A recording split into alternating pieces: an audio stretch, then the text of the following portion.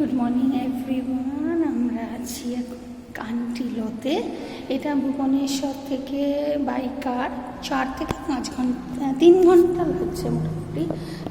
হ্যাঁ 3 ঘন্টা মোটামুটি লেগে যাচ্ছে।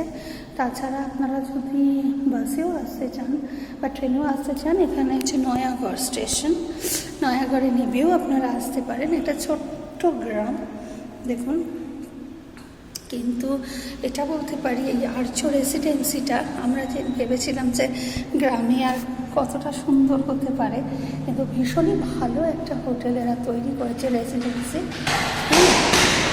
দেখুন বিশাল স্পেস আর সবই আধুনিক ব্যবস্থাপনা আছে, যা আমরা কলকাতায় ব্যবহার করে থাকি। আমরা ভেবেছিলাম যে এখানে আর কতটা কী পাবো, ভীষণ সুন্দর। এই পুরো ফ্লোরটাই আমরা নিয়েছি, এদিক থেকে ওদিক পুরোটাই, একদম এখান থেকে ওই দিকটা।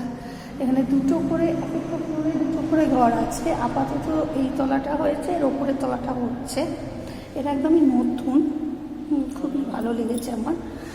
সবচেয়ে ভালো লেগেছে যে মানে আমি এক্সপেক্ট করিনি, তার থেকে বেশি পেয়েছি। হ্যাঁ অনেকটাই বেশি পেয়েছি। এটা একটা আমার এক্সপেকটেশনের বাইরে ছিল। এত এরকম জায়গাতে বাইরেটা দেখুন ভীষণ সুন্দর। বাইরেটা দেখালে বুঝতে পারবেন।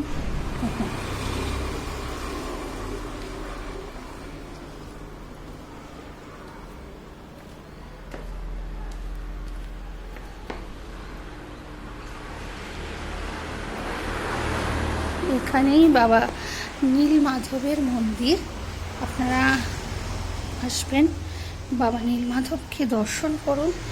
হ্যাঁ বলুন সবাই মিলে জয় বাবা নীলমাধব। নীলমাধব হচ্ছে আমরা জগন্নাথ দেবেরই মানে যেটা আগের পুরাতন নীলমাধব, কিন্তু জগন্নাথ দেবেরও আগে, অনেক বছর পুরনো কষি পাথরের মূর্তি। আমি ফেসবুকে ফটো দিয়েছি, আপনার ভিডিও করার সুযোগ থাকলেও আমি ভিডিও তুলেও দেব।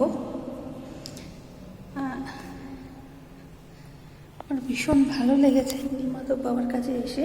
কালকে বাবার, এখন যেহেতু চন্দন যাত্রা চলছে, বাবার কালকে চন্দন যাত্রা হলো, তারপর বাবা নৌকা বিহার করলেন, তো সেই ভিডিওগুলো আমি আপলোড করব। খুব ভালো লাগলো।